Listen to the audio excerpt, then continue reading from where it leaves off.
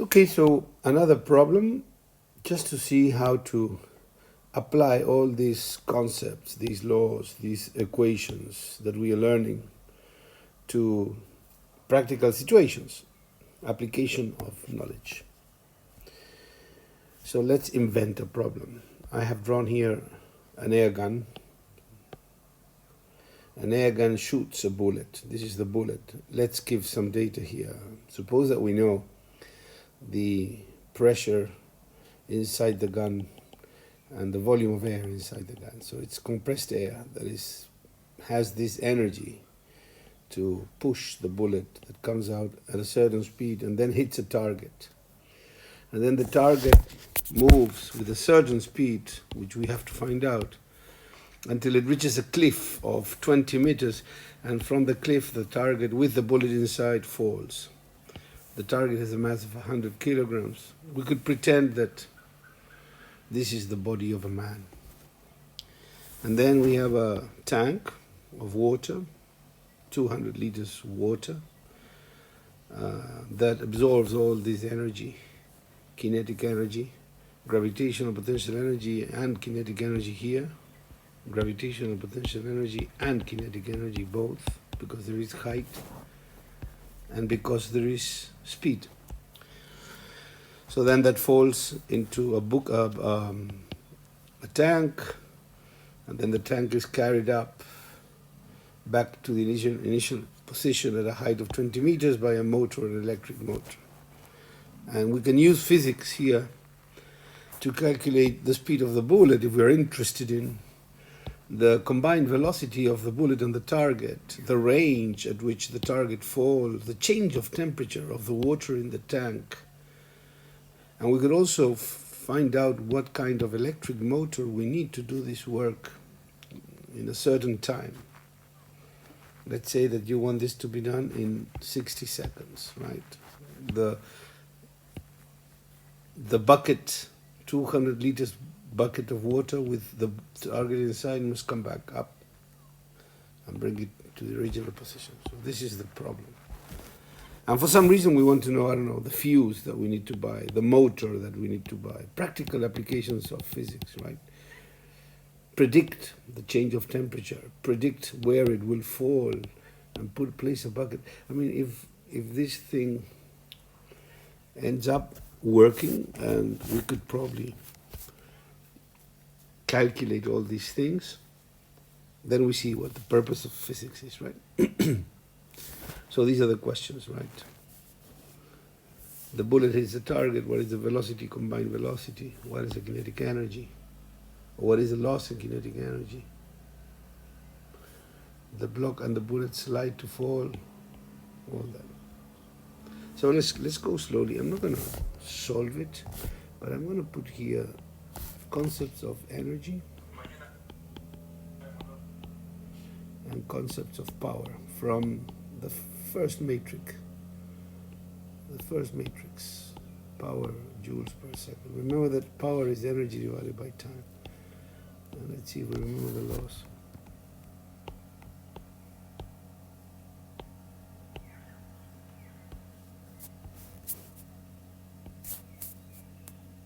Okay. Let's put earth mechanics. Let's put fluids, air, water, very similar. Fluids.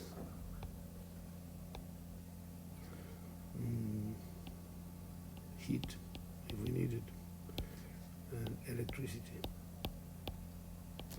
And this is mechanics.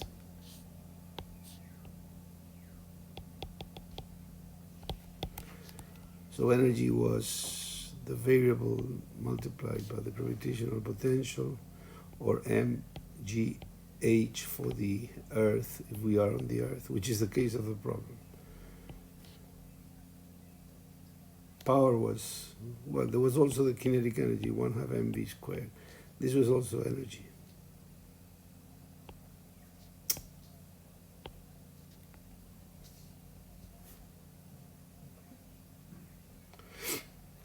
In fluids, pressure and change of volume, this is energy. This is pressure, change of volume over time, flow. This is force times velocity. And heat is directly solar, and it's proportional to the temperature. And there was an equation for energy. Specific heat capacity when there is a change in temperature, the energy flows from high to low. And this is the mass, and this is the specific heat capacity. And yeah, energy, power is direct energy over time. And here we had charge and voltage, energy, charge and voltage. And here we have power, voltage multiplied by charge divided by time, which is current. So these are the laws that we have seen. And we're going to use these laws to solve this problem. Let's start with the problem. So to calculate the velocity, we need to know the amount of energy inside a gas. So energy inside a gas, it's energy in a fluid, pressure times volume. So when we multiply this by this, we have the energy. And then that energy becomes kinetic energy. So we know the kinetic energy, and if we know the kinetic energy, we can calculate the velocity at which the bullet will escape the target. Then the bullet hits the target. What's going to happen? There is going to be a loss of energy, of course, because the bullet is slowed down and the target probably has a bigger mass, much bigger mass. The target is 100 kilos. The bullet is 1,000 times smaller. So this will push the combined velocity of a target with a bullet that will move through a table. And assuming no friction, so we could use not conservation of energy, because like I said, energy is lost, dissipated into heat. So if we wanted, we could predict the change of temperature of this block due to the impact of the bullet, if we assume that all the energy of the bullet became heat at the end. But there is also a braking distance here, there is a work done to stop the bullet, so that wouldn't be accurate.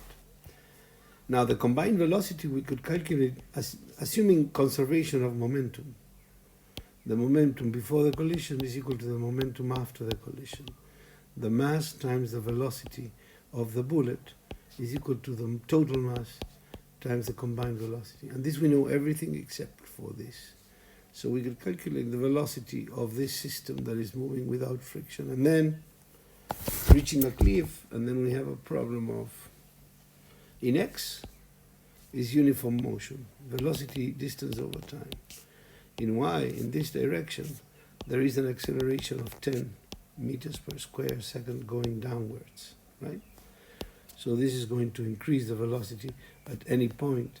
The velocity will have a horizontal component that is constant. Maybe there is some friction, but we are assuming no friction. And then a vertical component that is increasing. The velocity is increasing in this direction, right? In this direction. The total velocity, the combined velocity, is increasing. So we could also, if we know the difference of height, we can also calculate the total energy, which is gravitational and kinetic here, which is going to be more than this because we are adding gravitational potential energy. All this is happening at a height of 20 meters, and then this accelerates down and becomes heat, dissipates into changes the temperature of the water, dissipates. All that energy needs to go somewhere. That's a principle that we are accepting here.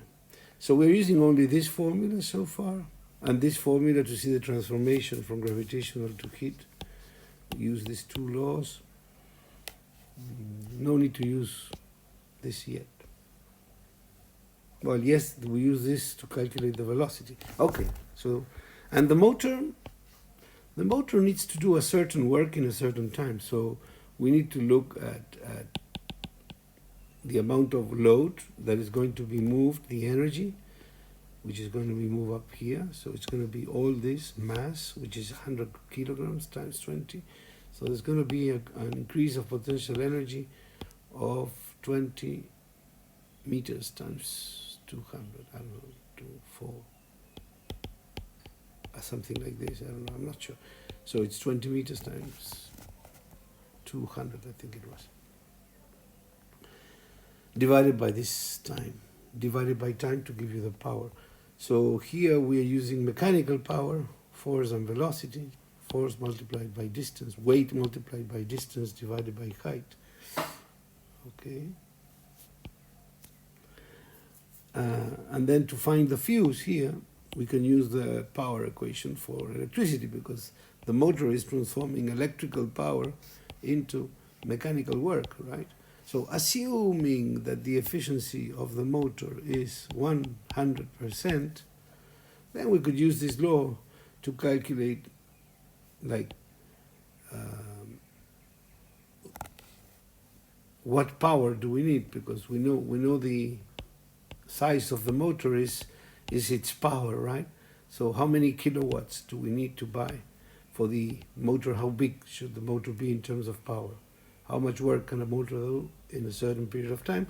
And once you know the amount of power here, it's the same input power that at least you're expecting from here, right? The input power, which is electric.